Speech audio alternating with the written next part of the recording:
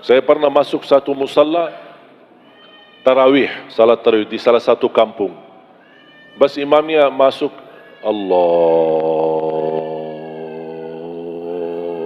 Akbar. Saya subhanallah, Masya Allah, ini nampaknya tumakninah banget ini.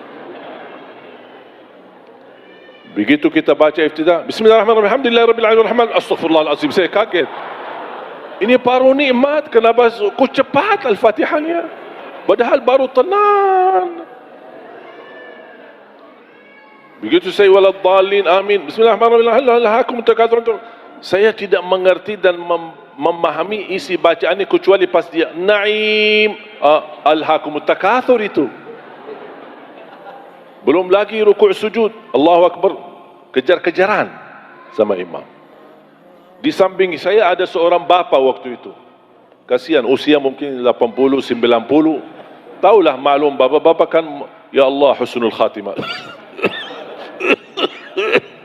Ya jalannya pelan-pelan, gerakannya pelan-pelan, sudah tua, tidak ada fisik. Imam rukuk, beliau sudah mau rukuk. Begitu belum sampai rukuk, imam sudah sami Allahu liman hamidah. Bapa tak jadi rukuk, berdiri lagi. Aku, Pak, ini dah rukuk bapa. Saya bingung. Pas imam sujud, bapa kan pelan-pelan mau sujud. Imam sudah selesai 2 kali sujud, sudah naik rakaat kedua, bapa belum sampai sujud. Akhirnya dah jadi berdiri lagi. Astagfirullah. Ini dah baki rukuk, dah baki sujud. Pas di rakaat yang kedua, saya megang tangannya. Pak, kita pulang aja deh. Capek. Sebagaimana Al-Fatihah itu rukun dalam salat, tumakninah rukun dalam salat. Tidak sah salat seorang tanpa tumakninah. Mau salat 11, mau salat 23, mau salat 2 rakaat pun, yang penting tumakninah. Tidak masalah baca pendek ayatnya, pendek-pendek, surah-surah yang pendek sebagaimana biasa di Indonesia, tidak apa-apa. Asal tenang, tumakninah. Karena bacaan imam yang benar, bacaan imam yang tenang akan menjadi pelajaran bagi makmum. 30 malam kita baca, mendengar bacaan imam yang bagus, indah suara, jelas bacaannya, sempurna tajwidnya, orang awam yang tidak bisa baca sama sekali bakal bisa baca. Karena setiap hari dengar bacaan yang pelan, bacaan yang tenang. Makanya jamaah sekalian, saya harap bukan masalah jumlah rakaatnya, tapi cara salatnya, itu yang harus diperbaiki. Sama dengan seorang sahabat ketika di masjid Rasul lagi duduk, datang tahiyatul masjid. Selesai tahiyatul masjid, dia menghadap Rasul dan salaman. Rasul tidak jawab salamannya. Salli fa innaka lam tusalli. Salat dulu karena kamu belum salat. Kaget orangnya. Padahal sudah salat. Salat lagi. Habis selesai datang, dia salaman. Rasul tidak menjawab. Salli fa innaka lam tusalli. Salat dulu karena. Tapi Rasul menganggap dia belum salat sampai 3 kali. Pas yang ketiganya, kata orang itu, ya Rasulullah mohon maaf, saya tidak tahu selain ini. Baru Rasul beritahu, idza qumta faqum mutma'inna. Kalau berdiri, berdiri yang tenang. Wa idza kabbarta fakabbir mutma'inna. Kalau takbir, takbir yang tenang. Wa idza qara'ta faqra' mutma'inna. Kalau baca, baca yang tenang. Wa idza raka'ta farka' mutma'inna. Rukuk tenang, tumakninah, terus terbawa dalam salatnya. Itu yang akan mendatangkan khusyuk. Semakin sempurna tumakninahnya, khusyuk datang sendiri. Allah tidak perintahkan salat khusyuk, tapi yang diperintahkan salat tumakninah. Karena tumakninah rukun, khusyuk bukan rukun. Ketika kita bisa tumakninah dalam salat, gerakannya santai, nikmat, akan datang khusyuk sendiri.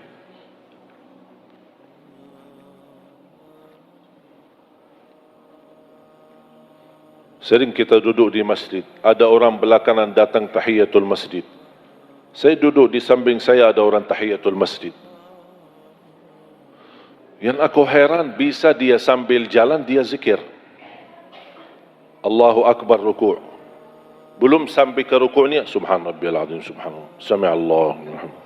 Pas sujud, Allahu Akbar, subhanarabbiyal a'la, subhanarabbiyal a'la.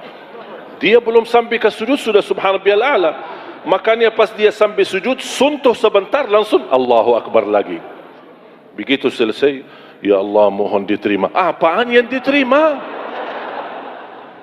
Aku heran ni, kenapa kita salat 2 rakaat tak sampai 10 minit, tapi begitu caranya, wallahi kita malu sama Allah. Fantas bersabda Rasulullah, ada seorang salat 60 tahun salat, tapi tidak ada satu pun diterima di sisi Allah. Apakah kira-kira mau bapa ibu 60 tahun melaksanakan salat istiqamah, tapi tidak ada satu pun yang diterima? Mau enggak kita? Na'udzubillahi min zalik. Nikmati salat. Salat itu tali hubungan kita sama Allah. Kalau terputus tali itu, tidak ada ibadah yang lain yang bisa nyambung. Bukan hanya tiang agama, tapi makanya perintah salat Allah suruh Nabi Muhammad datang. Allah tidak turunkan lewat wahyu. Semua perintah agama lewat wahyu, kecuali salat. Nabi Muhammad harus naik, karena ini perintah yang agung, dan harus dia bertemu Allah langsung untuk menerima perintah itu. Allah ingin menunjukkan kepada kita, karena untuk beribadah salat itu tidak ada penantara antara kita sama Allah. Ibadah salat langsung sama Allah. Zakat bisa lewat penantara, titip zakat ke masjid, orang masjid yang antarkan zakatnya. Bisa kita titip ke yayasan, yayasan antar sedekah kita. Tapi salat itu tidak bisa mewakili. Zakat, ada umrah badal? Ada haji badal? Ada salat badal? Tak ada salat badal. Masa kita datang kepada orang habib atau syekh atau ustaz atau kiai, maaf kiai, saya lagi dah enak badan, boleh Pak Kiai wakili saya salat? Kalau ada orang datang kepada saya jawab nanti, oh saya kalau mau salat nak bisa, tapi kalau mau disalati saya bisa. Disalati insyaAllah bisa. Salat tidak bisa mewakili.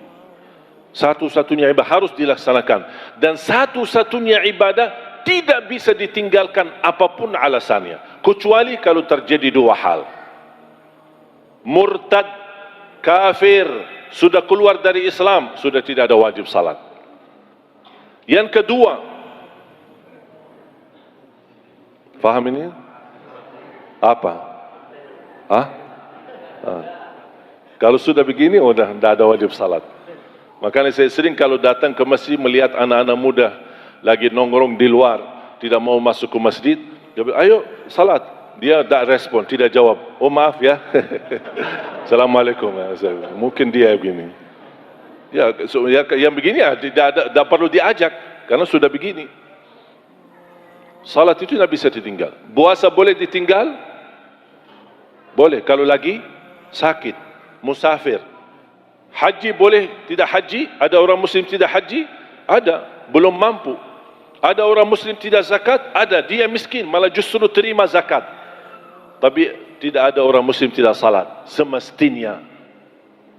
Makanya tahun 400 Hijriyah ada pertemuan ulama di Maroko, ulama agama, membuat satu buku fikih untuk membantu umat supaya mereka bisa memahami agama dengan cara sederhana. Di dalam buku fikih ini yang dibahas oleh ulama ada salah satunya bagaimana hukumnya orang yang tidak salat. Apa yang harus kita tuliskan dalam buku ini? Ulama bingung menjawab. Dianggap ini persoalan yang kemungkinan susah terjadi. Itu menurut ulama dulu.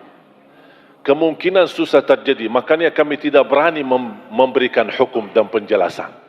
Karena tidak masuk akal ada orang muslim tidak salat. Ini zaman tahun 400 Hijriyah. Dianggap zaman dulu ulama itu aneh, tidak masuk akal ada orang muslim tidak salat. Makanya mereka tidak berani tulis hukum. Bagaimana hukum orang yang tidak salat? Tidak berani. Karena itu sesuatu yang tidak bisa terjadi. Bagaimana kalau mereka ada di zaman sekarang? Banyak orang muslim tidak salat. Sama sekali. Tidak salat Jumat, tidak salat sama sekali. Na'udzubillah min zalik. Makanya kita harus tahu, salat itu satu-satunya ibadah yang tidak bisa ditinggalkan. Tidak bisa berdiri, duduk. Tidak bisa duduk, berbaring. Tidak bisa wudu, tayammum. Tidak bisa menghadap kiblat kemana saja. dalam keadaan perang menghadapi musuh, tetap ada salat, namanya salat khauf. Ada cara, tata caranya melaksanakan, tapi tidak ada alasan meninggalkan salatnya. Hatta dalam keadaan sakit, parah, kotor, tidak bisa apa-apa, tidak bisa bergerak, tidak bisa tayammum, niat dan tetap salat. Ada jamaah kasar, tidak bisa karena sakit, boleh jamaah. Musafir, jamaah dan kasar. Kadang boleh jamaah, tidak boleh kasar. Kadang boleh kasar, tidak boleh jamaah. Kadang boleh jamaah dan kasar. Semua diberikan keringanan untuk tetap melaksanakan salat. Tidak ada alasan tinggalkan salat. Dan salah satu keindahan dalam salat melalui suratul Fatihah berdialog sama Allah.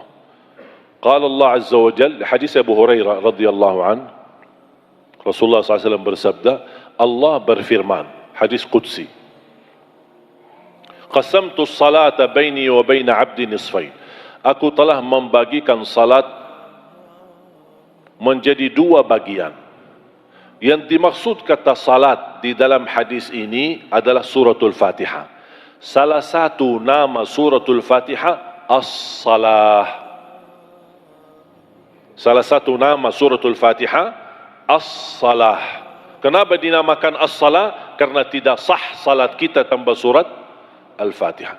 Kata Allah di hadis qudsi, qasamtu salata baini wa baina abdi nisfain. Aku telah membagikan salat antaraku dan hambaku menjadi dua bagian. Fa idza qara'a 'abdi alhamdulillahi rabbil alamin. Kalau hambaku mengucapkan alhamdulillahi rabbil alamin, qala Allah hamadani 'abdi. Allah jawab, hambaku telah memujiku. Fa idza qara'a 'abdi ar-rahmanir rahim. Kalau hamba membaca ar-rahmanir rahim, Allah jawab, hambaku abdi athna alayya abdi, hambaku telah memuji dan mengagungkanku. Ketika dia lanjut, qala Allah fa idza qara abdi maliki yaumiddin, qala Allah majjadani abdi. Kalau hambaku membaca maliki yaumiddin, Allah jawab, hambaku telah mengagungkanku. Jadi yang pertama, Allah memuji, dipuji oleh Allah SWT. Alhamdulillah Rabbil Alamin, hambaku telah memujiku.